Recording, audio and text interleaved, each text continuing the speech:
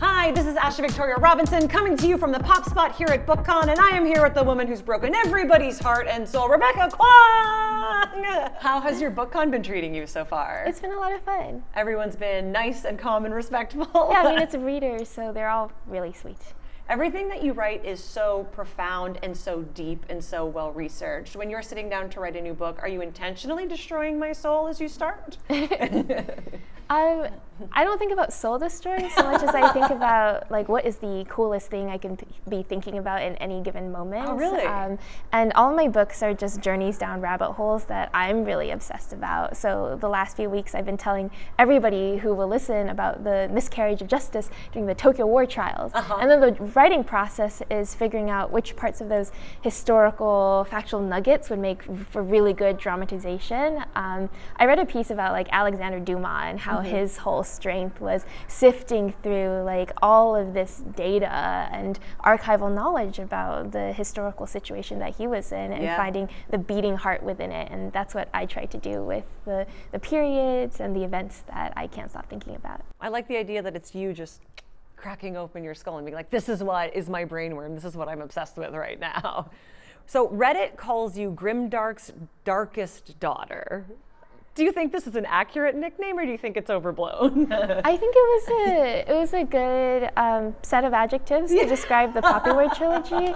I feel like grimdark is actually a term that's kind of out of fashion now. I don't hear it as often. People were saying grimdark to describe this very gritty, grim, like bleak genre of fantasy that was interested in, I think, like pushing back against the valorization of war, the idea of noble heroes, and rather exploring anti-heroes and like gross bodily functions and the fact that like your sword gets dirty and you get smelly after days on the road, and wars don't end cleanly. And sometimes you have to do terrible things to advance causes you care about. So I think it was a very interesting shift in fantasy, but I think a lot of fantasy has just moved in that direction. So grimdark is no longer so spectacular. But yeah, I think the Popverse trilogy is squarely within that genre. It embodies that. Yeah.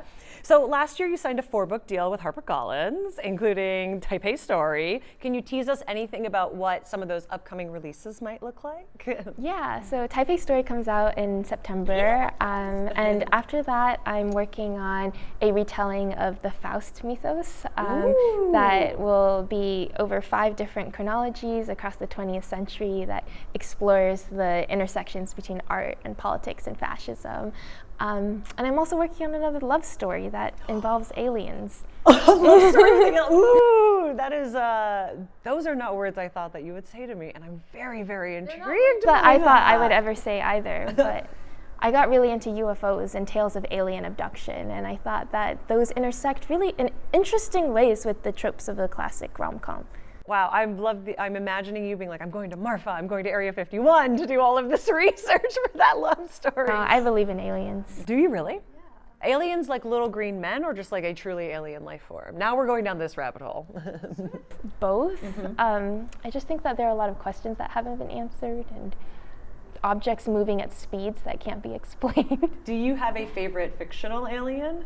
E.T. Ooh, good one, classic, we love it. So speaking of your research, and you said that all of your books are sort of like explorations of ideas that you personally are interested in. What is your workflow like day to day, and how many cups of coffee do you drink? I'm very sensitive to caffeine. Really? So if I have coffee, it will be like 1 cup of iced coffee in the afternoon, but otherwise I'm more of a tea person, or I just start bouncing off the walls. What's your favorite type of tea? I'm a tea agnostic. I love all kinds, and it depends on the season. I think right now, it's not something I've often brewed for myself, but lapsang souchong, I've had it in really good cocktails and lattes because it adds that smokiness. Yeah. So I'm really into that. But workflow-wise, I sit down in the morning with a cup of tea, and I actually do about an hour or so of research. I do my like archival investigations at the same time as I'm doing my drafting. Otherwise, I will just procrastinate and only do the research. And then I just keep reading about like gallery exhibitions of fascist art in 1930s Japan for the morning, and just get very embodied in one particular historical moment.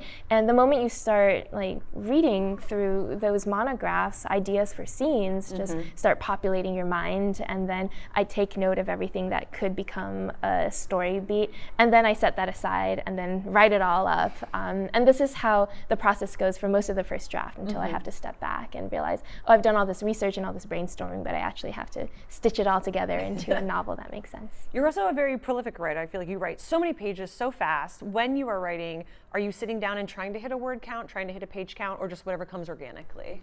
I've been at this long enough that I know what a comfortable word count limit is for me on any given day where I feel like I'm getting close enough to the deadline, but I'm also not rushing the work. And right now it's between 700 and 800 words, which is just 3 good paragraphs. And I feel like you can sit down and write 3 good paragraphs on any given day. But I've actually slowed down over my career because I used to think the more words, the faster, the better. And that good writing came from just fits of inspiration, like spurts and flows. But actually, since I started teaching creative writing, I've been teaching my students that if writing feels easy and fast and loose, it's probably because it's lazy writing. It feels easy because you're using volunteer words for volunteer sentences.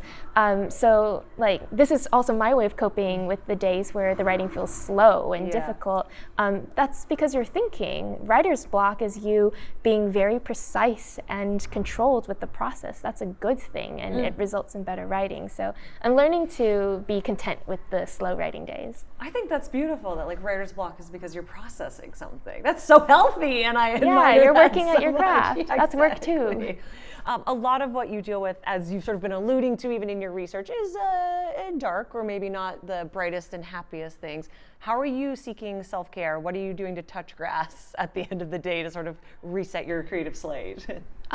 Well, over the past year, I've been coming back to visual art. I used to do a lot of visual arts when I was a child, and for a while I thought I wanted to be like a graphic novelist and illustrate comics, and then I turned to prose instead. But because I am researching the artistic process in a bunch of different mediums for this next novel that is not writing fiction, I've been going to life drawing classes. I've been doodling in my free time. I'm trying to do a pen and ink sketch every day. And I'm not good, but it is a really nice way to scratch that creative itch and also do something that is not professionalized, that I don't have to show anybody, that has no standards. And I'm also learning to look at the world in a different ways. Like now I'm looking at you and I'm breaking you into shapes and lines and proportions. And that I think that is really nice because it's still work, and that I'm like learning about a different artistic process, and I'll use that vocabulary in the next project. But it's having an artistic hobby where you don't have deadlines or monetization, an editor or an agent.